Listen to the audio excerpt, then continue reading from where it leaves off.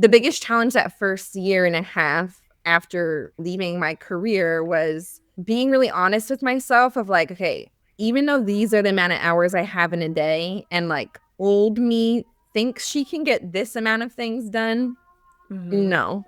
Mom me can only get this amount of things done. And like, we're going to have to save the rest for tomorrow or the next week. Welcome to the Sparkle Project.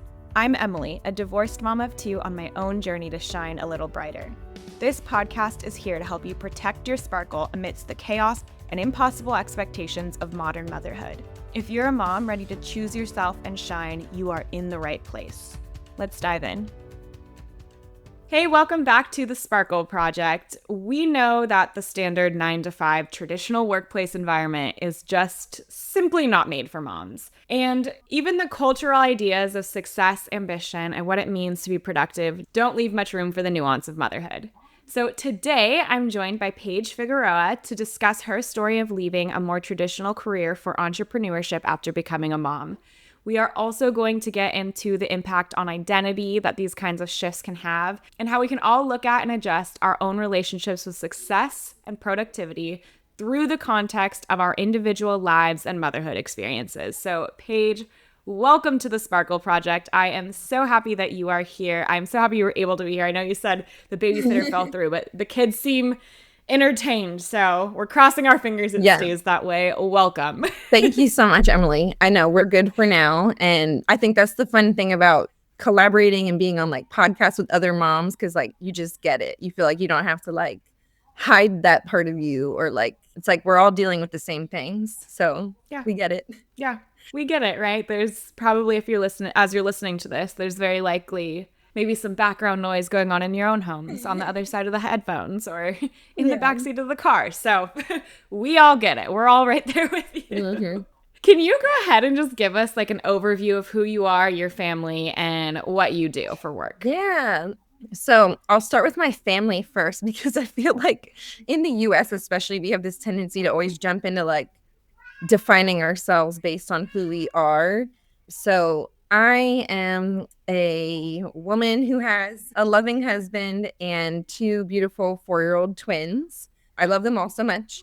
And then on top of that, I am also a business alignment coach for moms, which basically means I help moms who are either starting their business or who want to grow their business, but they wanted to feel really good for themselves based on their unique values, their special gifts, and like life experience, as well as the specific stage of life and motherhood that they're in, because we know that that can like shift and change very quickly. So yeah, so that's what I do. So you also were a teacher for 9 years before becoming a mom, and I know I was on your podcast and we talked a little bit about how we both were teachers and we both left those careers for entrepreneurship, and a part of that transition was motherhood, like whatever motherhood kind of brought forth for us. Can you explain what led to that shift from a pretty long, steady career in teaching to entrepreneurship? Yeah, so I was a teacher for 5 years first as a middle school 7th grade English teacher. And then actually after those first 5 years, I will say I had just gotten married and my husband and I moved back to roughly around the hometown where I grew up. And I did feel a sense of like, I want to do something else at that time. Mm-hmm. But I felt like I wasn't ready to do that. And like, I had like dabbled in a couple options and like was looking at like writing things that you could do as an entrepreneur, which is funny because I did eventually get to that later. But I ultimately just like, I felt too safe in teaching. And like that's, you know, I had gone to school. Well, I didn't actually go to school to be a teacher. I was an English major, but you know, I was certified in being a teacher. I had already earned my master's in teaching at that point as well. And I was like, you know what, let's just play it safe here, find a teaching job. And I also like, it was scary, like, because I had left my job as a 7th grade teacher at that point when we moved. And I was like, I don't want to not have a job. Like I would feel like panicked. So then I was a high school teacher for 4 years. That was through the pandemic. So I was a high school teacher from 2019 through 2023. So we went through the pandemic and like teaching completely shifted, I feel like, as you know. Like it was a bananas time to be a teacher.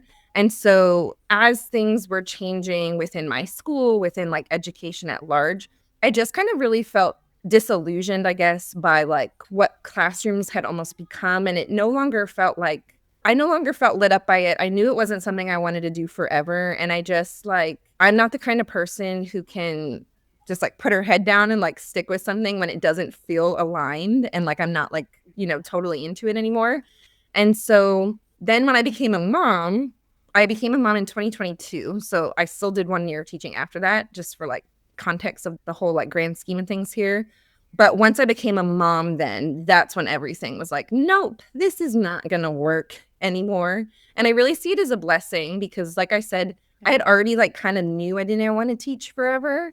But I feel like motherhood and like that first 6 months really of like being separated from, being in the classroom every day and like being on maternity leave, it allowed me like this space, I guess, that I needed to actually like almost put like a pause on my professional life and really recalibrate and like reflect on what I wanted work to look like moving forward. And I feel grateful and privileged in that sense because I know that for so many moms and women, like it's kind of hard to like create that sense of separation when maybe you don't have maternity leave or you don't have a way of like taking a break from work or putting a pause on it. So I do really feel grateful in that sense. But like that time that I had away from those 6 months, because my kids were born in February, I didn't go back to teaching the rest of that school year. And then I had that whole summer off still. It just was such a nice mental break for me to just be like, okay, what do I actually want to do? And then on top of that, I had twins. So the thought of like going back to teaching full time for I don't know ever how long I would have eventually stuck with it. I was like, I'm not going to pay for two children to be in daycare full time. Like that just is bananas to me. I mean, I did like teaching and like it would have been okay if I could like had figured it out with like one kid, maybe we would have been able to make it work. But it just wasn't like financially a feasible decision to stick with it at that point either. And then my children also on top of that had like tons of medical issues. They were born 6 weeks early. They both had surgeries. Like we were in the NICU for 3 months. They both came home with feeding tubes. And so like we had a home care nurse that we qualified for through like the state, like was able to support us with that sort of like intervention. But we only had her for like a year. And so during that year where I did go back to teaching, I was like figuring out, okay, like I am putting my plan in place with like entrepreneurial backups here so that I don't have to come back to teaching when they're like 1.5. Yeah. So yeah. So it was definitely a journey, but looking back, it's for sure one that I'm grateful for. And I really just wish like all moms had an opportunity to kind of like take that pause and like reflect because I don't know how my life would have turned out had I not had that pause, but like it feels so much more aligned now that I like put in the work to like refigure out how it should look for me.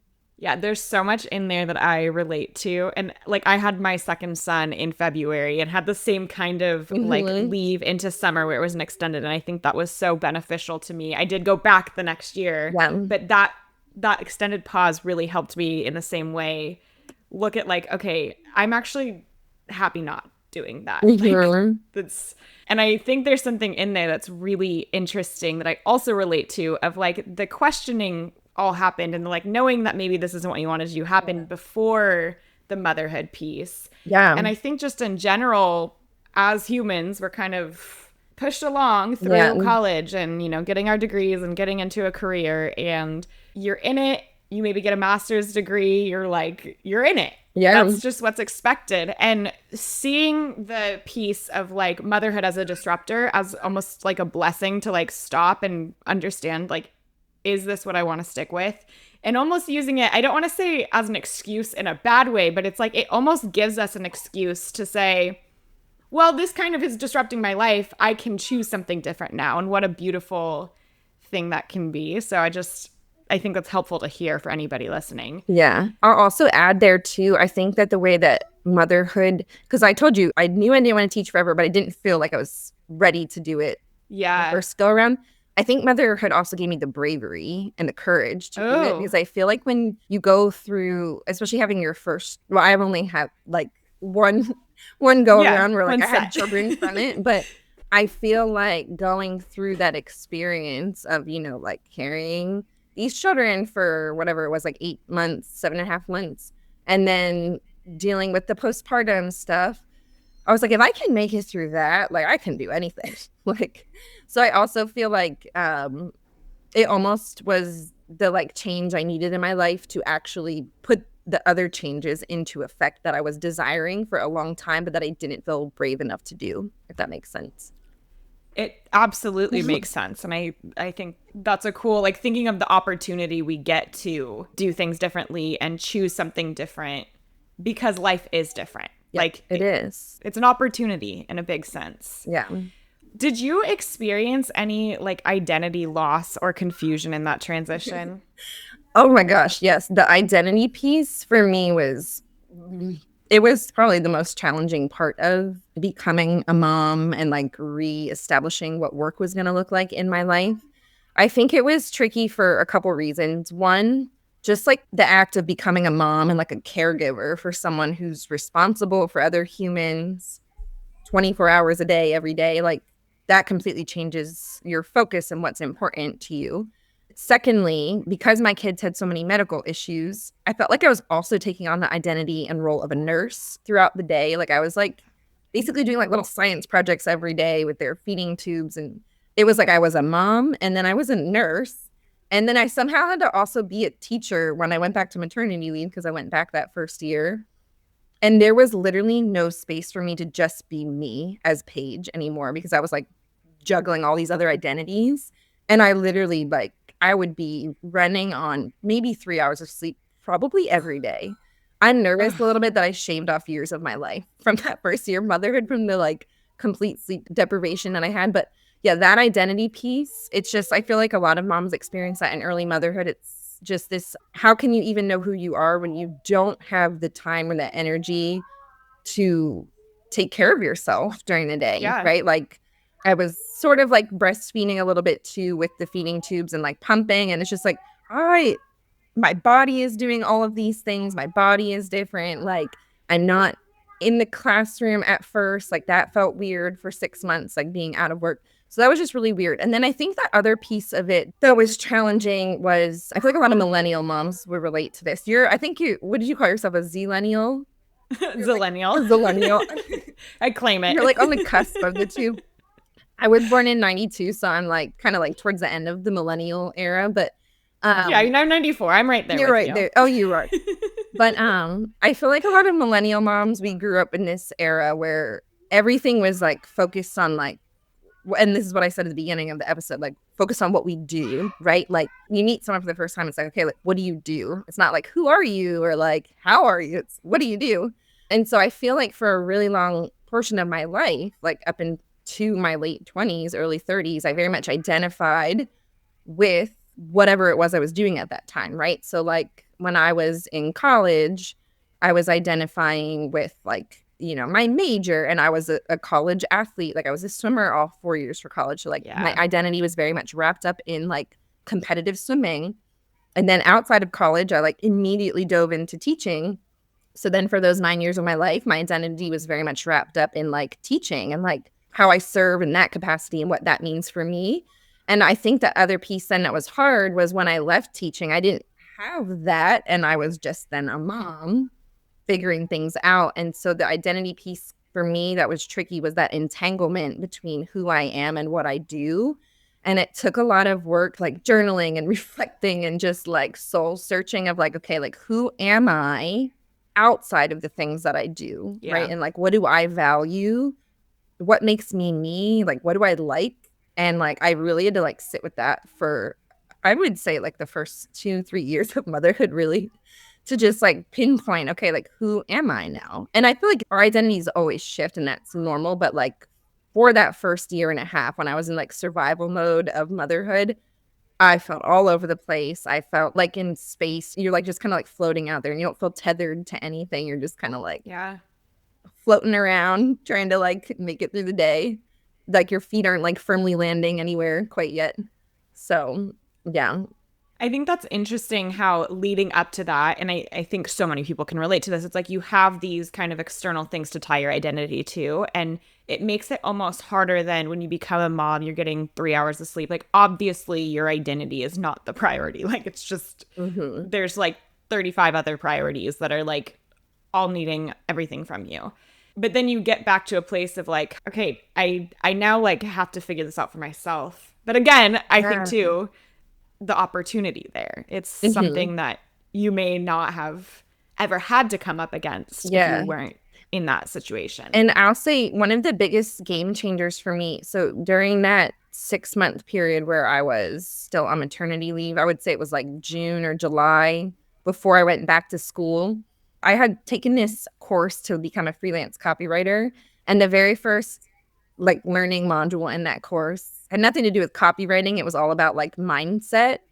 Mm-hmm. And I swear to this day, I paid like a decent amount of money for that course. And I would do it all over again, literally just for that very first video that I watched that was like maybe 15 minutes long, because that's exactly what I needed to hear at that time in my life. And it's what I needed to like reboot my system almost and like be like, okay, Yeah. like this old version of me, it's not like she died, but like it doesn't feel like it fits anymore. And like having done the reflective practices that this learning module was walking me through, I felt like I was like awakened, and it was kind of cool because even though like my identity was still shifting and it felt super messy at that time, what was really weird is when I would go into work that last school year, because I knew in the back of my mind it was going to be my last year in the classroom, I was almost able to like separate. It's hard to describe it because it was like a very like out of body experience, but I would literally be like walking through the hallways, and like I know everybody else saw me as like Mrs. Fig, the teacher, but as I was walking through the hallways, I also felt very much like this new identity was like kind of taking over me a little bit. And I was Mm-hmm. able to separate myself from a lot of the usual stressors of being a teacher at that time. Like I literally remember walking down the hallways in the morning. We had to go sign in at like the principal's office so that they knew we were there for that day. I don't know why. That was Love literally it. so dumb. So dumb.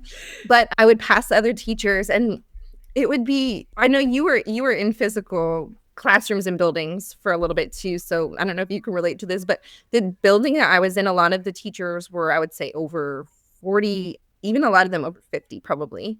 And it was just this vibe of like, oh, another day in the life, like just kind of like almost like this like sense that they had like given up and like just given into the complacency of like teaching right now kind of sucks and like I just have to deal with it. So like I would, have these like little like conversations where like, hey, like happy Friday, like let's get through the day to the weekend. But then I also at the same time was like, I also am not like fully subscribing to that because I am Yeah. this new version of me. I'm this new person. And it felt very liberating in a way because that last year in the classroom, even though I was running on like no sleep, I was losing copies left and right every day because I couldn't. Mom brain was like so mean and I couldn't remember where anything was. But like, despite all of that, it was so liberating because I felt like I could just like enjoy the day of being a teacher and like Yeah. really be present with the students because I wasn't so worried and like wrapped up in that identity and worrying that like you can get trapped in when you feel like you're stuck in an When you identity. feel like you're trapped. Yeah, Yeah. exactly. So I don't know. It was like it was kind of like a cool out of body experience that year, but it was also very, very messy and confusing and Yeah. scary. So yeah, Oh, I relate to so much of that. And yeah, it's again, it goes back to like, it's important to recognize how easily we can get caught in these patterns, how easily we can get caught in just like the way things are, the way things are yeah, supposed to be, the way things will always be. yeah, And it's like, we actually have a lot more autonomy in that than we think if we're not consciously pausing to actually look at like what it is we want in our lives. yeah. You have mentioned an idea of a collective mom Mhm. revolution. I'm wondering like what that means to you and where you see that showing up. Yeah, I love talking about this. I actually recorded a podcast episode of my own the other day with my sister, and we were chatting about this. But I feel like when you look around, and I don't know if I feel this way in particular because one of my Clifton strengths is connectedness, like my top one. So it's this idea of like seeing how historical time periods connect together, but also like how other people are kind of connected together. But I don't know. I just feel like when I look out there, it's no surprise that like the things in the world are not working right now, right? Like the old No. systems are cracking, they're like failing. And like I feel like we're seeing this like old ways of being kind of like rearing their ugly heads for one last time before they, kind of die out and we shift into like a new era. But as that's happening, I feel like so many women and moms are becoming like awakened collectively. And there are so many of us sharing our voices in a way we have never, I feel like we've never seen before in history, because it's like we have all these amazing tools. And while social media can have its dark side, I also feel like it's been really powerful to see moms taking up space on there, sharing their like raw, honest realities of what motherhood is like, and also empowering other moms with ways that they can like be better and do better and have access to more things. And so I see so many moms podcasting. I see so many moms starting businesses, especially moms starting businesses that are like serving other moms. For example, I have a high school friend who was also a teacher, and she didn't go back to teaching after being a mom. She now supports at like an occupational therapy office with helping like kids with sensory play, because that's something that her son really struggled with. And so she has now like started or co-founded this business with another gal where they provide these like sensory classes for moms in our local area and stuff. And so I just feel like moms are stepping up in a way to fill in gaps in places that we have not had the support that we need. I feel like the government alone, like we don't have representation. I think it said something like 6% of the folks in our current Congress, and this is in the United States, are actually parents of minors. It might be moms of minors. And so I learned that like a month or two ago, there's this organization called Moms Rising, and it's basically trying to empower people to have more of a voice at like a community grassroots level, and just kind of like know what's going on in the world, because it's so hard with so many like Yeah. news sources not being reliable these days. Yeah. Just providing ways that you can actually take action, in your community and at like a local, state, and national level. But there's this other organization called Vote Mama Lobby, where this organization is basically providing resources so that more moms can have access to even like attempting to be in Congress, because obviously it's a sacrifice to be in like a political position like that in the first place, because you have to like put a pause on your career and things like that. Yeah. But when you have little kids and you're the mom who's probably the default parent in many situations, that becomes a very inaccessible way to live your life, right? And so this organization helps raise money so that moms have access to be in the government. And I'm excited to see where when we actually are giving moms the resources that they need, and then we can then in turn, take up more space in the political sphere and with like economic resources, that is just going to trickle down to society in a way that I think is going to be very beautiful. I don't know that we'll get to experience all the fruits of that labor in our lifetime, but it is exciting to be a part of the foundational roots of those beautiful things happening. And I think, Yeah. yeah, I feel like when you look at what moms are doing today, and even the way we help each other in those little Facebook groups, I know sometimes they can get like a little bit like overloaded, and just sometimes they can like take a turn. I also see tons of moms helping out with, here, take my kids like clothes that we don't need anymore for free. Or this one mom business, they like make meals for people who need them every week. Just, I feel like moms are really stepping up to help each other. And I feel like it stems from this. We know that nobody out there is helping us right now. Like, it's not a secret. And so I feel like we're just like fed up with it. And we're like, okay, well, if we're not going to get the help and support that we need from the systems that are supposed to be helping us, then we're going to just do it ourselves and help each other. And it's really cool to witness that. And what I hope I'm doing is like, contributing to that and like being a part of that. So it's really cool.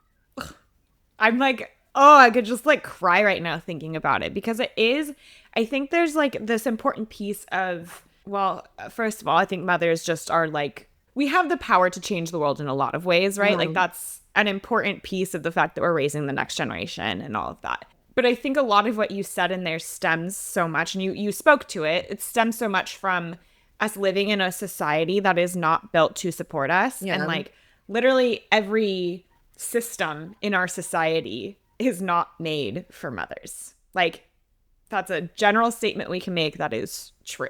Yeah. And like how empowering, and just the way you framed that of like moms stepping up to fill in the gaps. There's things where maybe it shouldn't be our job to be looking out for each other, because you would hope that our healthcare system and our education system and just like our workplaces and the policies in place for that, you'd hope that it would be doing some of the work to like make the world a livable place for moms Yeah. to function, to contribute, all of these things. But the reality is that we're not there yet. We're a long ways from being there. There's some systems that would have to completely collapse to fully get there.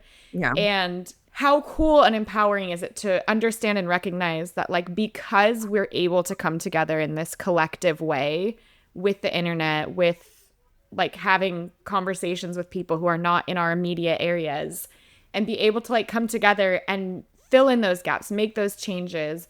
And it helps the individuals, but it also is making really profound change on a cultural level. Yeah. Like, it's just really pretty cool to think about. And the way you said it was so hopeful, which I love, Thank because you. it can feel really hard to feel hopeful about a lot of this stuff. Because again, it's like, why should it be on us? But like, some of it just is going to be. And so Yeah. we can celebrate the work that is being done. Agree. Yeah, we can't change the fact that we are where we are and how we got here, but we can change like how we let it affect us and like the actions that we feel empowered to take moving forward so that we don't stay here too long. Yeah. Yeah. Yeah.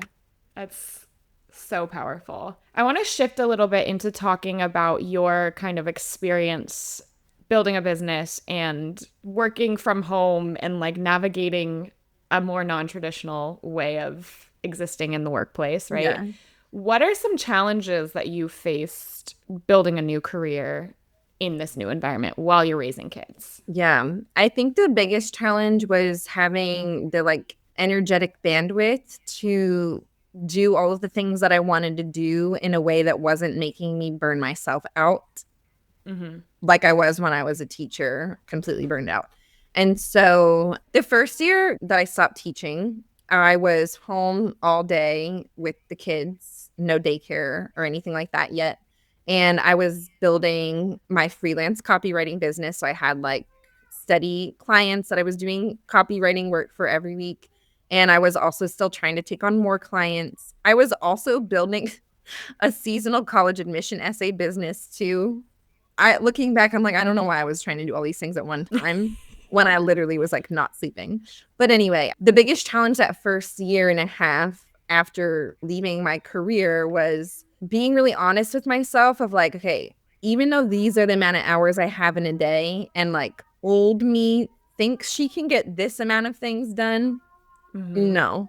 Mom me can only get this amount of things done. And like, we're going to have to save the rest for tomorrow or the next week. And so it took a lot of trial and erroring because there would be nights and weeks where I would, I had the freedom of having my own schedule and more flexibility, but sometimes I would be staying up to like 3 a.m, finishing like an email sequence for a client, and then I would be exhausted the next day. So I was still falling into those old traps of burnout that I Yeah. experienced as a teacher because I didn't know another way. Like that's what I had been Yeah. accustomed to. That's what I had been conditioned to see as being normal. And so that first year and a half was really like learning, like, what can I do? Like, what does my capacity look like? And how can I honor that better? And that was a struggle for me the first year. I would have some months where, like, I was making the income that I wanted to, but I was doing it in a way that I didn't feel good about. And that was making me feel exhausted and like not allowing me to be the present mom that I wanted to be. So I think that that was probably the biggest struggle that I faced in that first year. It was like, yay, like I have the flexibility and freedom on paper, but like because I'm still operating from all this old conditioning, it doesn't feel like I have the Yeah. freedom and flexibility that like I was trying to accomplish, if that makes sense. It totally makes sense. And I mean, it makes sense. Like, of course, yeah, you can make the shifts, the changes, and think it's going to go one way, but we bring our past experiences and what we've learned, and like we have grown up in a world that teaches us the way Yeah. to work. So, of course, we're going to bring those patterns along with us unless we intentionally do something about Yeah. it. And I think it's also interesting you bring up the idea of like you moved your career to home. Mm-hmm. building a business, but also then became the full-time caregiver for your kids. And I think that's something a lot of moms can relate to. Hmm. And there's, of course, like usually factors behind that. If you're trying to like build a business and reach certain income goals before you can have your kids back in daycare or whatever, like there's lots of factors to it. But Yeah. just like the juggle that sometimes almost the non-traditional work of it all is like, well, you're also a stay-at-home mom. Like the identities and the roles can get Yeah. confusing, both externally and internally, of like, what is my responsibility? What should I be expecting from myself if I'm also like, this is a full-time job and a Yeah. half, right? Hmm.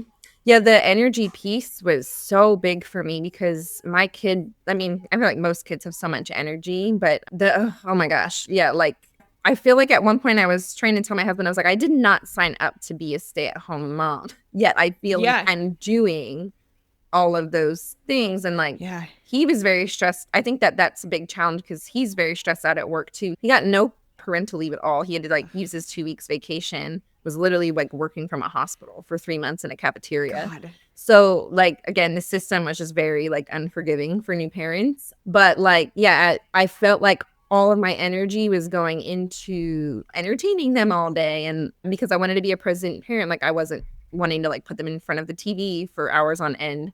So we would go do stuff and like get out of the house a lot. And I didn't realize how energetically taxing that could be. Yeah. And like, yeah, on paper it looks like we're having a fun, like we would have fun days with each other. We'd go to the library or we like go to the orchard and things like that. But then I didn't have the energy to also do the client work that I needed to do sometimes, or like I said, I would do it, but it didn't feel good because I was exhausted. So yeah, so that blending of like all the motherhood duties, not only on top of like working, but on top of like literally like creating my work out of thin air, that was, yeah, that was a big challenge.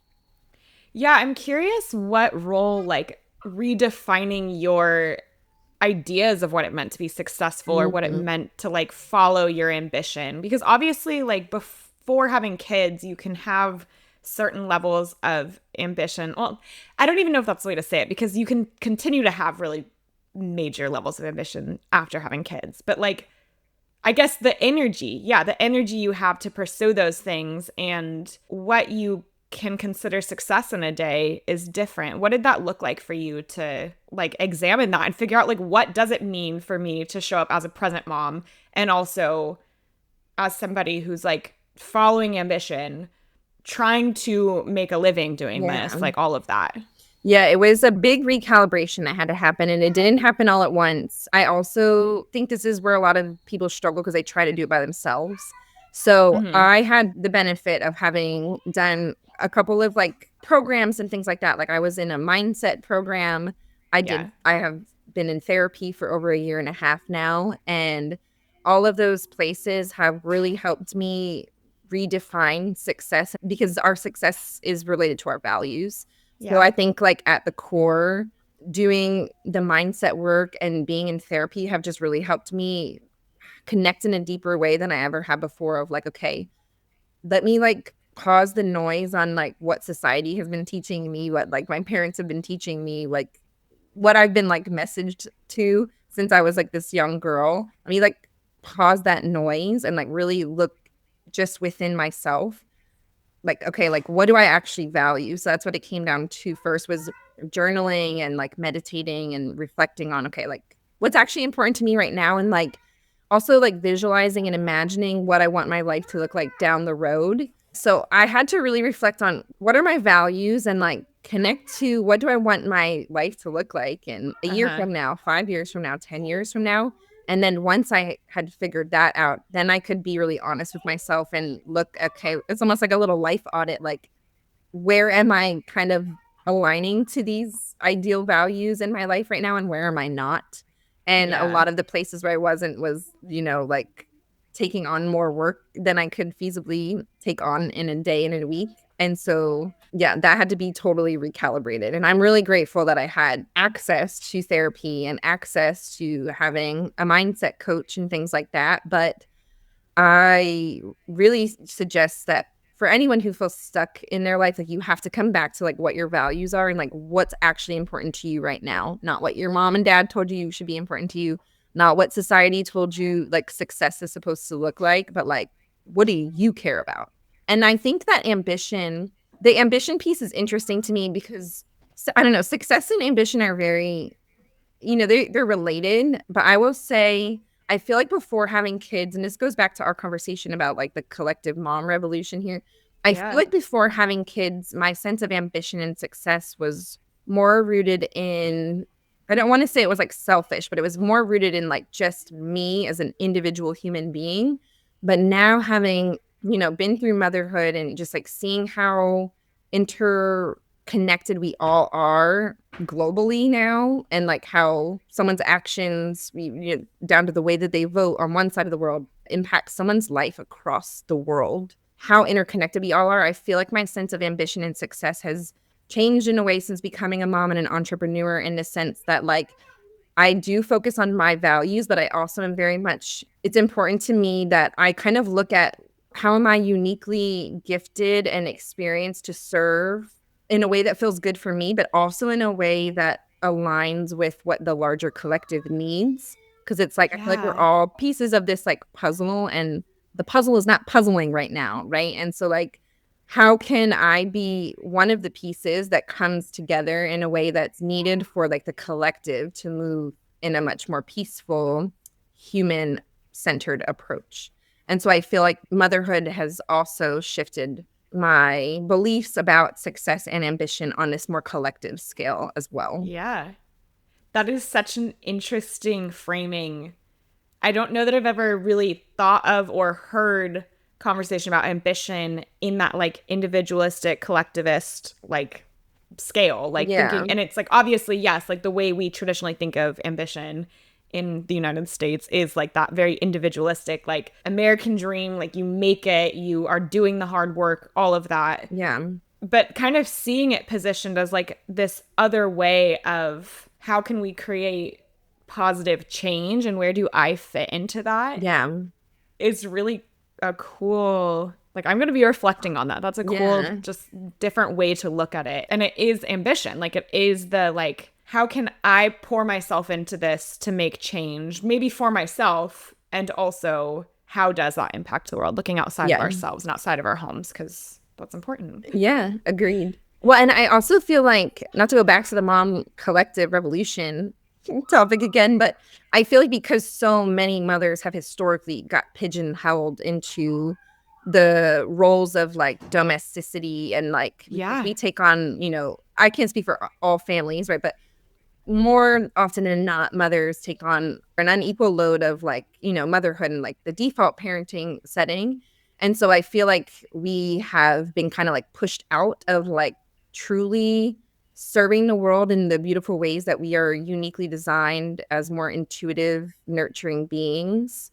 And I feel like that's kind of why the world is how it is right now, because we've been taken out of spaces where we have the power, the energetic bandwidth to Yeah. actually serve the world in those ways, because we are being like drudged down by all, doing the laundry every day and do Yeah. well, actually I can't even say that my husband does the laundry in our household because But it's the but expectation, it's the right? Like it's the expectation. expectation. Yeah. Yeah. Yeah. Oh, that's really a powerful just way to look at it.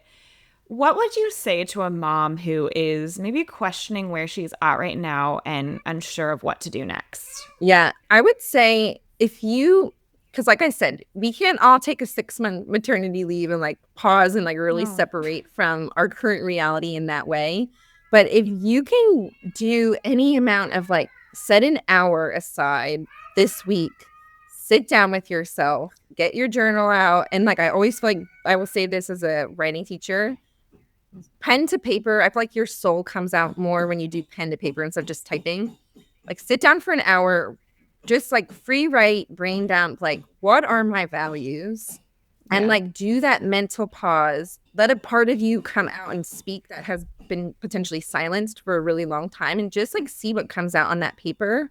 And then, you know, do another journal session in like a week after you've had a chance to like figure out your values, and then like look back and say, okay, like like I said, I did this like life audit almost. Okay, like where do I feel like I'm aligned to these values and where do I feel like I'm not aligned? And then from there, you can gain some clarity around, what are some potential next steps that you might want to take first to start making some shifts. But I would just say, like, give yourself the gift of a pause, even if it doesn't look like, a whole week off of work or something, like just an hour of like turning off the noise around you and connecting to yourself and really taking stock of your values and what you want your life to look like, I guess. Totally. I mean, that is, you have to give yourself the pause. You have to give yourself the time, and the world's usually not going to give that to you. No, they're not, for sure. Yeah. You have to kind of take it for yourself. Before we wrap up, obviously on this show, like the sparkle, the idea of our sparkle, our internal essence, the core of who we are is really important. Mm-hmm. This is like the light that makes you you. How do you protect your sparkle? Yeah, I would say I protect my sparkle kind of like how I was just describing, coming back to myself again and again and again and connecting to myself. In the last year, especially, I have been journaling more than I ever have. I have been refiguring out my own like spirituality practices, coming back to meditation and any way really that I can connect to just myself and like my inner being and my higher self. I feel like it's like plugging into my true essence because I feel like you can't find that anywhere else. The only way you can find that is inside of you. And so when you're too connected to what's going on, like the chaos of the outside world, even in your own home, the chaos of like your kids and stuff, when you don't take a break from that, you feel disconnected from yourself. You feel like you're losing your sparkle. So like coming back to yourself in whatever way that looks like for you. I know not everybody like loves meditation and people's spirituality practices look different, but in whatever way you can come to yourself, I feel like that's what can plug you into your sparkle. At least that's how I have been able to, like, I think in this past year, I felt more like myself than I ever have before. And I attribute it to all of those like little 5-minute journaling sessions, 10-minute meditations, like it all adds up and makes you feel plugged into yourself a little bit more. Absolutely. And we know there's chaos, right? Like clearly it's like we know that you have to give yourself you have to somehow figure out a way to remove yourself from the chaos enough to tune inward because we can be completely distracted by all the external stuff 100% of the time. Like that's kind of the default. So for sure, being so intentional about that really makes sense. Paige, thank you so much for being here. Can you let listeners know where to find you? Yes, absolutely. So you can find me on Instagram at Mom Boss Freedom. I also have a podcast called the Mom Boss Freedom Podcast that's on Apple and Spotify. So those are like the main two places where I'm hanging out that you can find me. Amazing. We just did an episode on that podcast too. So go find that. That was really fun. Yeah, it was episode 20. If you're listening, it's episode 23. So you can go back because I love that episode with you too. Talking about like the main character energy and not getting into mom guilt. Yeah. All important stuff. Really. I feel like it actually really, I mean, I guess it was us having the conversation, but pairs really nicely with this one. So it does for sure. Go check it out. Well, I'm impressed with your kids. I mean, they really held their own. I think that I don't know if your background noise is canceling this right now, but can you hear? I can hear the banging. We'll see, like in post production. I don't know. We'll see what happens. But overall, like my kids, they're a little older, and I am certain would not really leave me alone for a good 50 minutes. If the volume is not, if your background fixer-upper doesn't fix out the banging in the background, I do apologize. But it's not too bad. It sounds far away. I'll just say for anyone listening, there was one point where one of the kids came up and yelled at the computer. But don't worry, I will cut that because that was a little loud and jarring. So won't make you listen to that one. But if you get the rest of it, I mean, what are we going to do? We had to have the conversation. We did, yeah. Thank you for being here. I am so grateful that you're here. I'm so happy you were able to make it. Thank you. Me too, Emily. Thank you for having me. It was it's always been chatting with other moms who get it like you. So it's the best. And thank you for tuning in. Keep on shining. Thanks for tuning in to another episode of The Sparkle Project. Loved what you heard? Share this episode with a friend, and don't forget to leave a rating and review to show your support for the show. We'll be back next week with another episode. See you then.